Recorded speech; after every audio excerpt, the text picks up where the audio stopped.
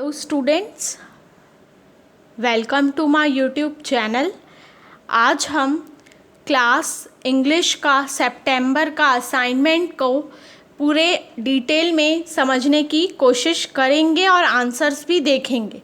तो मेरे इस वीडियो को पूरा ज़रूर लास्ट तक देखते रहें। तो चलिए हम शुरू करते हैं। हम ये जानते हैं कि ये असाइनमेंट हमारा 20 मार्क्स का है, पहली चीज़। और यहाँ पे लिखी है इंस्ट्रक्शन कि आपको हर क्वेश्चन को इंस्ट्रक्शन के दौर पे सॉल्व करना है। पहला क्वेश्चन हमें क्या कहता है?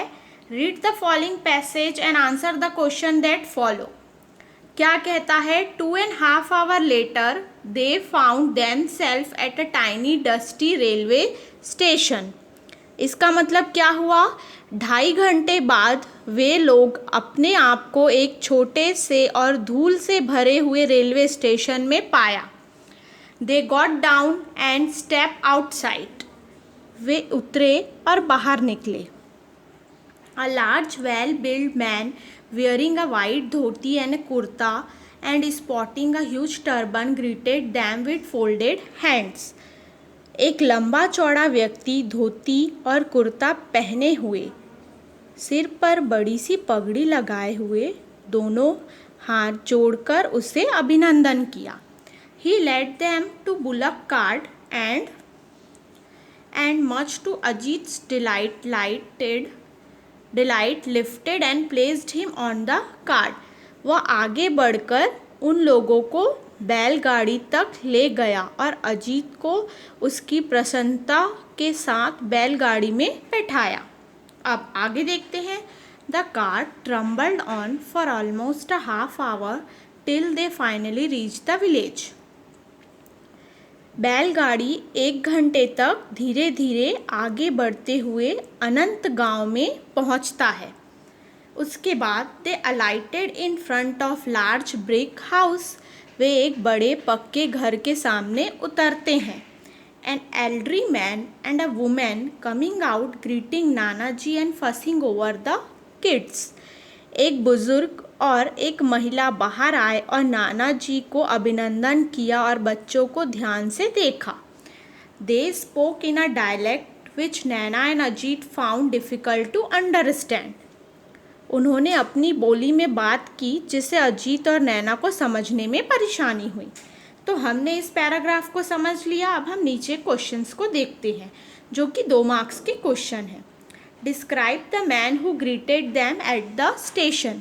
उस आदमी के बारे में बताएं जो उन्हें अभिनंदन करते या फिर उन्हें वहाँ पे लेने आता है स्टेशन में। तो हम क्या लिखेंगे? हम इस पैराग्राफ से देखेंगे और समझेंगे। क्या लिखा है यहाँ पर? He was a large well, मतलब यहाँ पे हम लिखेंगे आंसर में he was a large well build man. He was wearing, क्या लिखा? ही was wearing white dhoti and kurta. फिर क्या लिखा है? ही डैश हीज हेड, मतलब क्या हुआ? He was wearing a huge turban on his head. He dash hand, तो he greeted them with folded hands. अब हम क्या करेंगे? यहाँ पे हमें क्वेश्चन नंबर 1 के बी में दिया है find the meaning of the word from the dictionary and make a sentence of your own from each of them, जो कि 3 मार्क्स का है। तो हम यहाँ देखेंगे ट्रंडल, डायलेक्ट, एलाइटेड। तो देखेंगे ट्रंडल का इंग्लिश में मीनिंग होता है टू मूव स्लोली, यानी कि धीरे धीरे चलना। अब इसका कुछ सेंटेंस देखते हैं। The car trundle on for almost half an hour till they finally reached the village. ये हमने पैराग्राफ से भी सेंटेंस को देख लिया है ना। पहले जहाँ पे लिखा हुआ है ये देखिए, the car trundle for almost half hour and finally reach the village. इसी तरीके से एक सेकेंड सेंटेंस को देख लेते हैं। The farmer trundle his produce to market in a rickety wagon. अब और देखते हैं डायलेक्ट का मीनिंग होता है form of language that is spoken in one area of a country. इसका मतलब होता है बोली या स्थानीय भाषा। तो यहाँ पे लिखेंगे it was difficult to understand the local dialect. Yes, एक सेंटेंस बना हमारा यहाँ पर, they spoke in a dialect which Naina and Ajit found difficult to understand. और तीसरा सेंटेंस हम क्या बना सकते हैं, the immigrant spoke an old dialect of English. अब एलाइटेड, एलाइटेड मतलब होता है गेट ऑफ या गेट डाउन, नीचे उतरो या नीचे उतरे। तो यहाँ पे हम देखेंगे they alighted in front of large brick house. ये सेंटेंस हमने पैराग्राफ से निकाला, ये आपने भी देखा। एक सेंटेंस और देखते हैं, he was the only passenger to alight from the train. इसका मतलब क्या हुआ, वो अकेला व्यक्ति था जो कि ट्रेन से नीचे उतरा। ठीक है, तो हमने क्या किया, यहाँ पे आपको हिंदी मीनिंग को नहीं लिखना है, मैं सिर्फ समझाने के लिए लिख रही हूँ। आपको लिखना सिर्फ इंग्लिश का मीनिंग है और ऐसा सेंटेंस बनाना है। अब हम क्वेश्चन नंबर 2 को देखते हैं। How can you show love for your country in this pandemic situation. इस महामारी में आप अपना देश प्रेम कैसे दिखाएंगे। तो आपको सेंटेंस में कुछ हिंट्स यूज़ करने हैं, मास्क, सोशल डिस्टेंसिंग, क्लीनिनेस को। तो कैसे दिखाएंगे, तो चलिए आंसर कैसे लिखेंगे ये देखते हैं। We can show love for our country in this pandemic situation by wearing a mask. It is easiest way to protect our self as well as others. We must take all the cleanliness measures and maintain social distancing during कोविड-19। और हमें quotation के साथ इसे अगर ख़त्म कर सकते हैं, love of the country and each other, wearing a mask during pandemic is a expression of patriotism. या फिर इसमें हम और कुछ चीज़ें देखते हैं, हम क्या लिख सकते हैं, वो एक तरीके का आंसर हुआ। दूसरा हम देखते हैं, I can show love for my country in this pandemic situation in this ways. I always use face mask in public place and spread awareness to use the mask in the locality। मैं हमेशा सार्वजनिक स्थान पर face mask का उपयोग करता हूँ या करती हूँ और अपने इलाके में मास्क का उपयोग करने के लिए जागरूकता फैलाता हूँ या फैलाती हूँ। ये इसका मीनिंग है। I always use hand sanitizer to clean my hands and to protect from virus. मैं हमेशा अपने हाथों को साफ करने और वायरस से बचने के लिए हैंड सैनिटाइज़र का उपयोग करता हूँ या करती हूँ। I always follow the social distancing and also spread awareness to follow so that we protect our self from the pandemic situation. मैं हमेशा सामाजिक दूरी का पालन करता हूँ या करती हूँ और पालन करने के लिए जागरूकता भी फैलाता हूँ या फैलाती हूँ ताकि हम इस महामारी की स्थिति में खुद की रक्षा करें। यह हिंदी मीनिंग है जिसको मैं समझाने के लिए यहाँ पर लिखी हूँ, बाकी आपको लिखना इंग्लिश में है। तो इसी तरीके से मैंने इसमें 2 तरीका बताया है आपको लिखने का, जो आपको समझ में आया होगा। अब क्वेश्चन 2 का बी देखते हैं। Name the Indian who have receive Nobel prize in their category. तो वो इंडियंस का नाम कौन है, ऐसी ही इसी तरीके से हम आंसर को लिखेंगे। Abhijit Banerjee economics 2019, Kailash Satyarthi peace 2014, Amrita Sen economics 1998, Mother Teresa peace 1979, C V Raman physics 1930, Rabindranath Tagore literature 1913। ठीक है, अब क्वेश्चन 3 का ए देख लेते हैं। Write 2 sentence, one having an adverbial clause and the other have an adjective clause. ये भी 2 मार्क्स का है। तो पहले हम समझते हैं एडवर्जियल क्लॉज क्या होता है।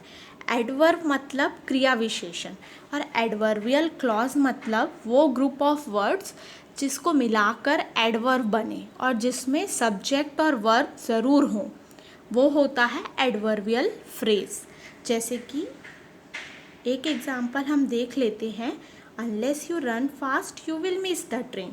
इसमें एडवर्बियल क्लॉज क्या है, अनलेस यू रन फास्ट। अब इसी तरीके से दूसरा सेंटेंस एक और देखते हैं। मैं यहाँ लिख रही हूँ एडवर्बियल क्लॉज का दूसरा sentence, when the sun rises we will escape. We will escape, जैसे ही सन राइज होगा हम निकल जाएंगे, ये कह रहा है इसका मतलब।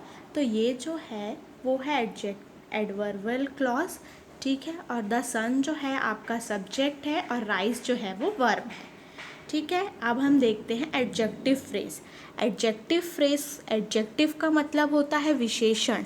एडजेक्टिव फ्रेज मतलब क्या, वो ग्रुप ऑफ वर्ड या वो वर्ड का समूह जिसमें एडजेक्टिव हो। और एडवर्बियल फ्रेज, एडजेक्टिव फ्रेज जो होता है वो मोस्टली आपको नाउन या प्रोनाउन के बारे में बताता है। एग्जाम्पल हम देखते हैं, my brother is older than me. इसमें एडजेक्टिव फ्रेज क्या है? Older than me. इसमें एडजेक्टिव क्या है? ओल्डर। इसी तरीके से एक और एग्जाम्पल मैं यहाँ पे लिखती हूँ एडजेक्टिव फ्रेज का, the dog covered in mud is mine. जो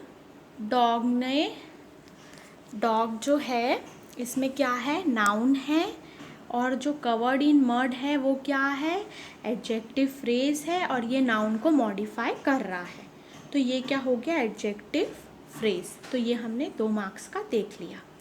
अब हम नीचे चलते हैं और हम यहाँ देखते हैं डू एज डायरेक्टेड, जो 3 मार्क्स का लिखा हुआ है। इसमें पहला क्वेश्चन है, I reach the station I will call you, join the sentence using when.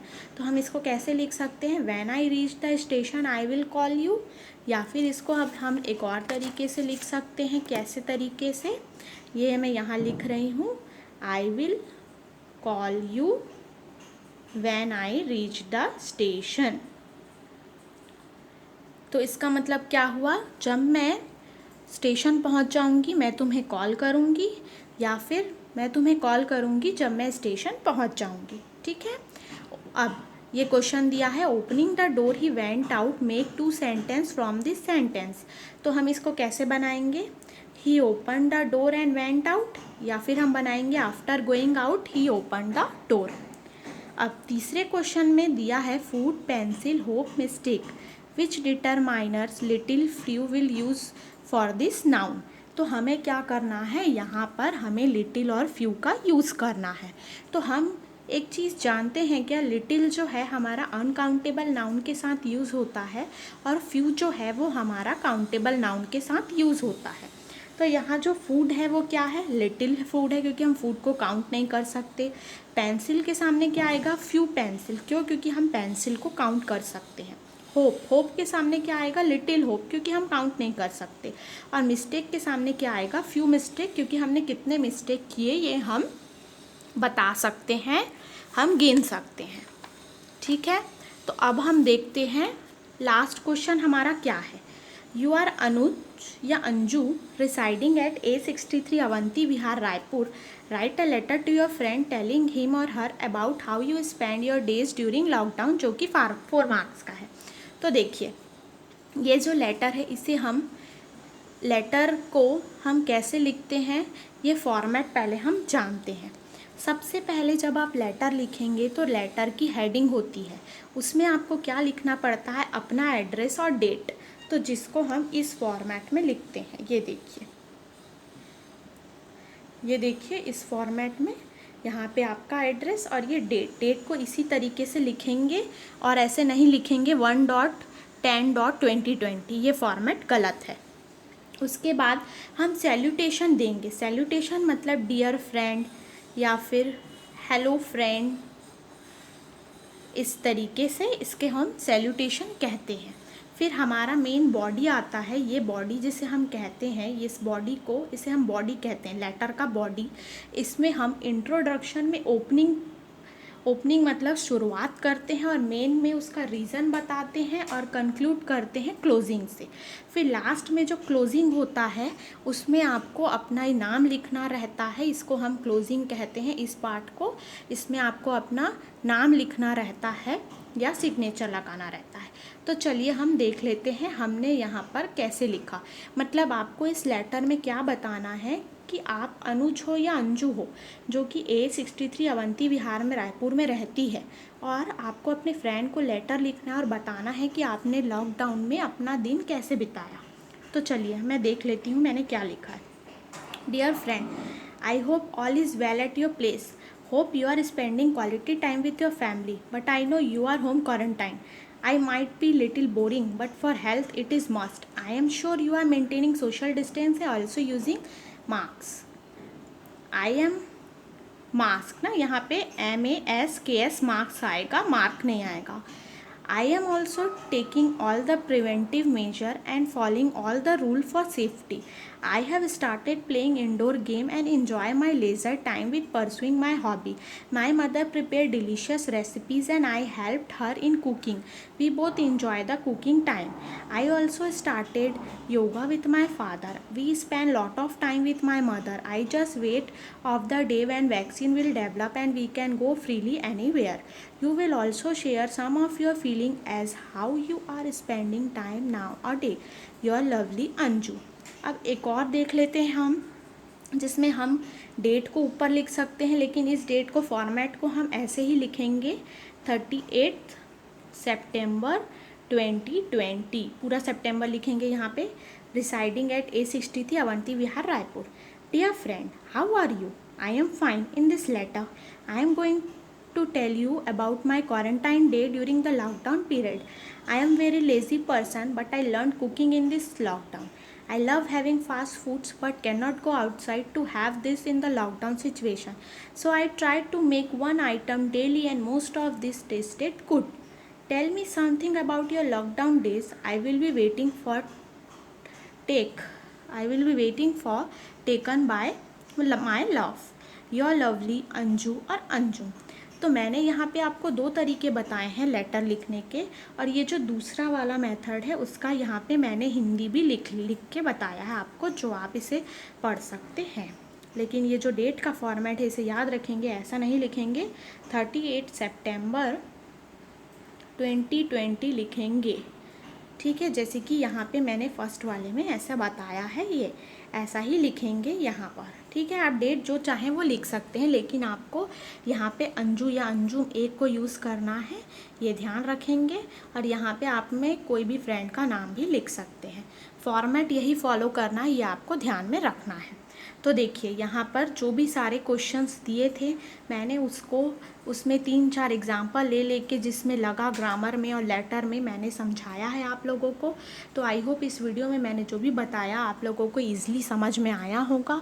तो मेरे इस वीडियो को ज़रूर लाइक करें, और अगर आप मेरे चैनल में नए हैं तो मेरे चैनल को ज़रूर सब्सक्राइब करें ऐसे वीडियो के अपडेट्स के लिए। और ध्यान रखिए ये जो असाइनमेंट आप लोगों का आया है ये आपका हर महीना आएगा, तो हर महीने मेरे वीडियो को देखने के लिए ज़रूर रेडी रहिएगा। जैसे ही असाइनमेंट आएगा मैं अपलोड ज़रूर करूँगी। और ध्यान रखिए कि मैं अपने डिस्क्रिप्शन में और कमेंट बॉक्स में इस लिंक को दे दूँगी। अगर आपको वीडियो में देखने में और समझने में प्रॉब्लम हो रही होगी और आप इसको जाके एक बार ब्लॉग को भी खोल के देख सकते हैं। ये मेरा ब्लॉग है, ये जो हमारा ऑनलाइन लर्निंग यूट्यूब चैनल है उसी का ब्लॉग है, ऑनलाइन लर्निंग 0420 blogspot.com। और मैं ये जो मैं इंग्लिश समझा रही हूँ इसका डिस्क्रिप्शन में लिंक दे दूँगी, आप खोल के इसको लिख सकते हैं, देख सकते हैं, पढ़ सकते हैं और ऐसी तरीके से अपना आंसर लिख सकते हैं अपने कॉपी में और फिर सबमिट कर सकते हैं। आप ये जानते हैं आप लोगों को इसको कॉपी में लिखना है और अपने स्कूल में जमा करना है अपने रिस्पेक्टिव टीचर को। फिर आपके रिस्पेक्टिव टीचर इसको चेक करेंगे, आपको 20 में से मार्क्स देंगे और फिर 15 तारीख तक आपके मार्क्स अपलोड किए जाएंगे CG बोर्ड के पोर्टल में। तो ध्यान रखिए हर महीने मेरा ये वीडियो ज़रूर आएगा असाइनमेंट का, और ब्लॉग के थ्रू भी मैं आप लोगों को बताऊंगी। तो मेरा ये ब्लॉग को ध्यान रखिए और ऑनलाइन लर्निंग यूट्यूब चैनल को ज़रूर सब्सक्राइब कर लीजिए ताकि आपको हर महीने इसी तरीके से असाइनमेंट के आंसर्स मिल सके। Thank you so much for watching this video.